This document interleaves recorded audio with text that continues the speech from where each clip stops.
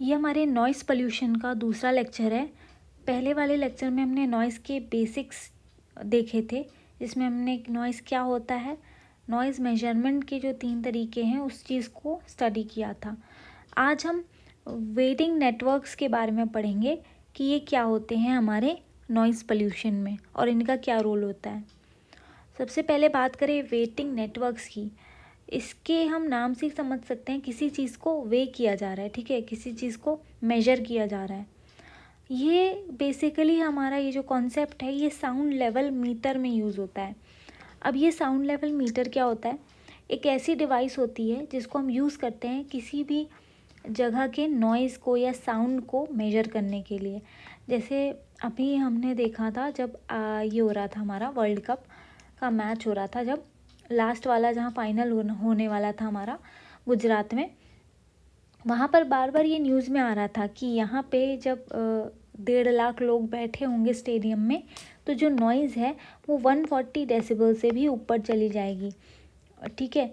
तो ये जो 140 डेसिबल से ऊपर चली जाएगी, ये बात हो रही थी। अब इस नॉइज़ को मेजर करने के लिए वहाँ पे जो डिवाइस लगाई गई थी उसको साउंड लेवल मीटर कहते हैं। और मैच के दौरान भी आपने देखा होगा कि वहाँ पे साउंड का क्या लेवल है ये चीज़ शो किया जा रहा था, 120 और समथिंग पहुँच गया था वहाँ पर। तो ये साउंड लेवल मीटर हमारे इस काम में आते हैं, ठीक है। अब ये साउंड लेवल मीटर में भी अलग अलग तरीके से पैमाने होते हैं। आपको अलग अलग वैल्यूज़ चाहिए, अलग अलग चीज़ों को, जैसे एक ही चीज़ है, इसको देखने के कई सारे पर्सपेक्टिव हो सकते हैं।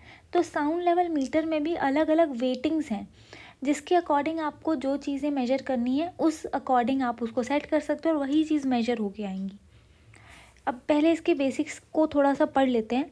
It is an instrument for measuring the level of sound pressure in decibel. इसमें हम साउंड के प्रेशर को मेजर करते हैं डेसिबल में। और साउंड प्रेशर हमने देखा था पिछले लेक्चर में कि क्या होता है। साउंड जब भी ट्रैवल करती है तो एयर में वाइब्रेशंस होते हैं। ये वाइब्रेशंस क्या होते हैं, एयर के प्रेशर को भी चेंज करते हैं। तो वो जो प्रेशर में चेंज आ रहा है उसको हम साउंड प्रेशर कहते हैं। इनकी जो रीडिंग्स होती हैं इनको साउंड लेवल रीडिंग्स कहा जाता है। उसके बाद जैसा कि मैंने बताया कि एक ही चीज़ को देखने का कई सारा पर्सपेक्टिव हो सकता है, तो यहाँ पर ये सारे पर्सपेक्टिव को हम वेटिंग नेटवर्क्स कहते हैं। ABCD Z, ठीक है, ऐसे नेटवर्क्स होते हैं जो कि अलग अलग फ्रीक्वेंसीज़ को डिस्क्रिमिनेट करने का काम करते हैं। आपको जिन फ्रीक्वेंसीज़ पे ज़्यादा फोकस करना है उसके अकॉर्डिंग आप वेटिंग नेटवर्क्स चुन सकते हैं और उसको सेट करके आपको वैल्यूज़ मिल जाएंगी। अब देखिए ए नेटवर्क जो होता है, अभी हम पढ़ेंगे डिटेल में। ए नेटवर्क हमारे ह्यूमन हियरिंग कैपेबिलिटी जो है ना उसको रिजेंबल करता है। जैसे मान लिया ये कोई सोर्स है, ठीक है, यहाँ से कुछ एक पर्टिकुलर साउंड निकल रही है।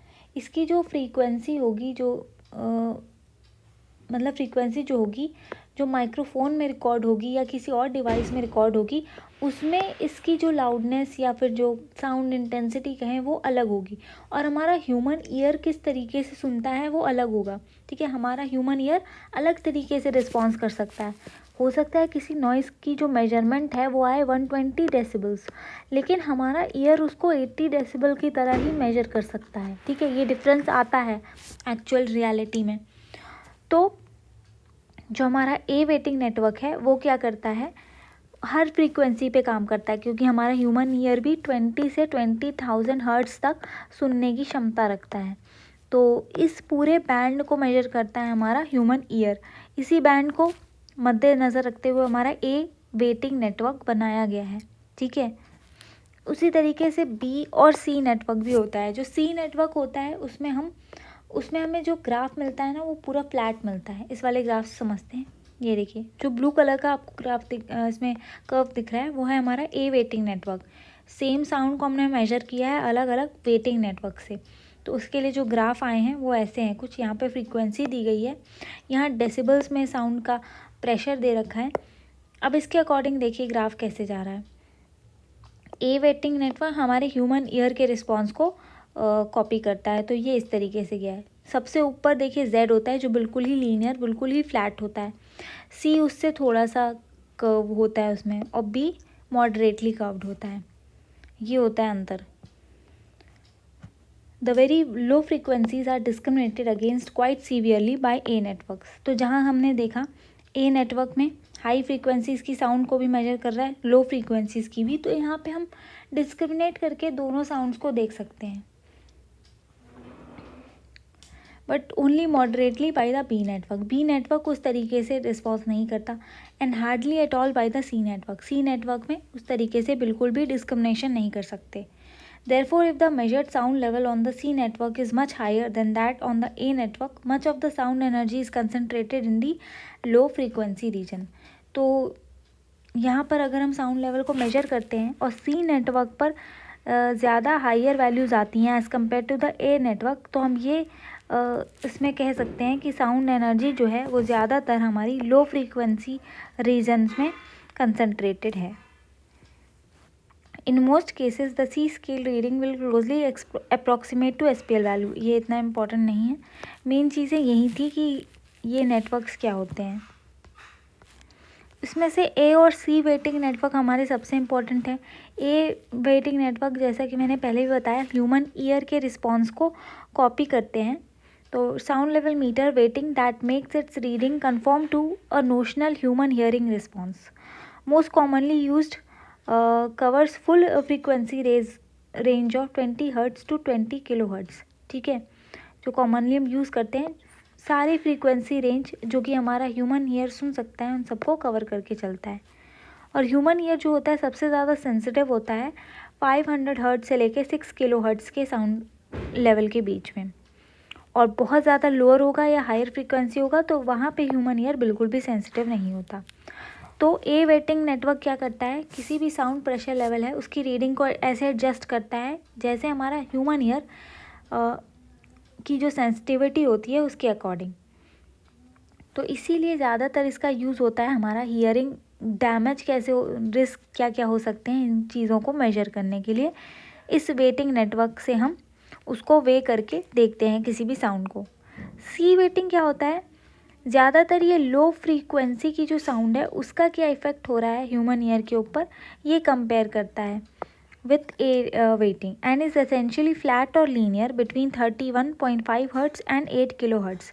पहले भी हमने देखा था ये 31.5 से लेके 8 किलो हर्ट्ज़ तक लीनियर होता है, यानी कि फ्लैट होता है।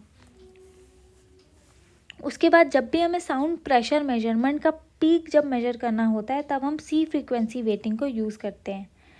ये किस चीज़ के लिए यूज़ होता है, for measuring impulse noise and is refer to as C peak.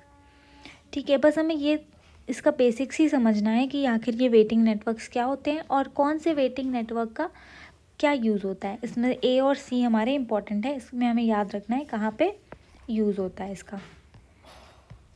उसके बाद हम आ जाते हैं नॉइस इंडिसेस पर। जैसा कि हमने देखा था एयर पोल्यूशन में भी इंडेक्स होता है। ठीक है, एयर पोल्यूशन इंडेक्स, जिसमें हम क्या करते हैं, एक कोई इंडेक्स दे देते हैं, कुछ वैल्यूज़ दे देते हैं, जिससे हम उन वैल्यूज़ को देख के पता लगाते हैं कि पोल्यूशन का स्तर कितना है, कितना डैमेज होने वाला है या हो सकता है। उसी तरीके से नॉइज़ को भी मेजर करने के लिए तरह तरह के इंडिसेस हैं जो कि अलग अलग रोल प्ले करते हैं। सबसे पहला है हमारा एल इक्विवेलेंट। इसको हम कहते हैं equivalent continuous sound pressure level. अब क्या होता है, एक मान लिया कोई साउंड है, ठीक है, बहुत फ्लक्चुएटिंग साउंड है, वो कंटिन्यूस है, उसी के पैरेलल हम दूसरा साउंड लेंगे जो कि क्या होगा, एक स्टेडी साउंड होगा। ठीक है, जिसको सेम इंटरवल ऑफ टाइम पे मेजर किया गया है और जिसकी सेम टोटल एनर्जी है इस फ्लक्चुएटिंग साउंड लेवल के जैसी, उसको हम एल इक्विवेलेंट कहते हैं। एल इक्विवेलेंट अगर हमें निकालना है किसी variable sound pressure level L से over the time period T, तो हम ये वाली इक्वेशन यूज़ करेंगे। अब इस इक्वेशन को याद करने की इतनी ज़रूरत नहीं है, सिर्फ समझना है। अब हम इसको कहाँ मेजर करते हैं, कहाँ यूज़ करते हैं, जब हमें लॉन्ग टर्म नॉइज़ एक्सपोजर को मेजर करना होता है तब हम एल इक्विवेलेंट का यूज़ करते हैं। दूसरा होता है हमारा L10। ये क्या होता है, मान लिया ये कोई साउंड है, ठीक है, ये इस तरीके से साउंड की वैल्यूज़ चेंज हो रही हैं। अब ये जो ऊपर वाला हिस्सा है 10%, ठीक है, यहाँ पे टाइम है, ठीक है, 10% ऑफ टाइम के लिए जो साउंड लेवल एक्सीड करी है हमारी, उसको ही हम कहते हैं L10। पढ़ लेते हैं, अच्छे से समझ में आएगा। It is the level exceeded for 10% of the time. For 10% of the time the sound or noise has a sound pressure level above L10। ठीक है, 10% जो टाइम है, टोटल टाइम हम जिसमें साउंड को मेजर कर रहे हैं, उसके 10% टाइम में जो साउंड या नॉइज़ है उसका जो प्रेशर लेवल है वो अबव रहा है L10 के, इसी को हम L10 कहते हैं। और बाकी सारे टाइम के लिए द साउंड और noise has a sound pressure level at और below L10। These higher sound pressure levels are probably due to sporadic और intermittent events। ये हायर प्रेशर लेवल क्यों अचीव हुए हैं? क्योंकि हो सकता है बीच में कोई इंटरमिटेंट या स्पोरेडिक इवेंट्स हुए हैं। L50 क्या होता है? It is the level exceeded for 50% of the time. It is statistically the mid point of the noise reading. It represent the median of the fluctuating noise level. ये कोई fluctuating noise level है। अब ये 50% of the time के लिए जो noise level exceed हुई है, ये पूरा हिस्सा, ये हमारा L50 कहलाता है। L90 क्या हो गया? सेम वही कॉन्सेप्ट है। It is the level exceeded for 90% of the time. For 90% of the time the noise level is above this level. ठीक है, अब ये कोई फ्लक्चुएटिंग नॉइज़ लेवल है। 10% हिस्सा छोड़ दें तो ऊपर का जो 90% हिस्सा है वो हमारा एक्सीड किया है एक पर्टिकुलर लेवल से, उसी को हम L90 कहते हैं। It is generally considered to be representing the background और ambient level of noise environment. ठीक है, जब हमें बैकग्राउंड या एम्बियंट लेवल को मेजर करना रहता है तब हम L90 का यूज़ करते हैं। अब अगर इनके वैल्यूज़ की बात करें तो L10 को हमने देखा था 10% ऑफ टाइम पे जो वैल्यूज़ एक्सीड हुई हैं उनको हमने L10 कहा। L50 वैसे ही 50% ऑफ द टाइम और L90 90% ऑफ द टाइम।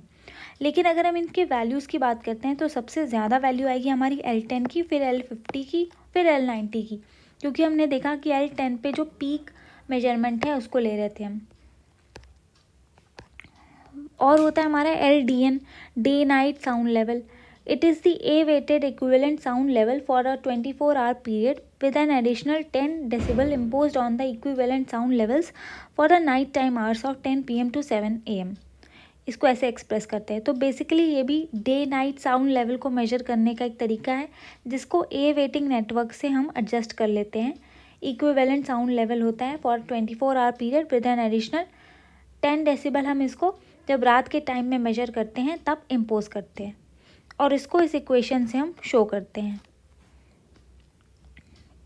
उसके बाद हमारा लास्ट आता है TNI, जिसको ट्रैफिक नॉइज़ इंडेक्स कहते हैं। ये यूके में डिवाइस हुआ था method to measure annoyance responses to motor vehicle noise.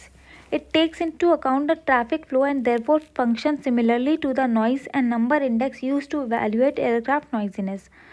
Traffic levels are monitored over a 24-hour period and TNI is derived by combining the noise level exceeded in decibels 10% and 90% of the time. This takes into account the very noisy vehicles weighted against general traffic noise।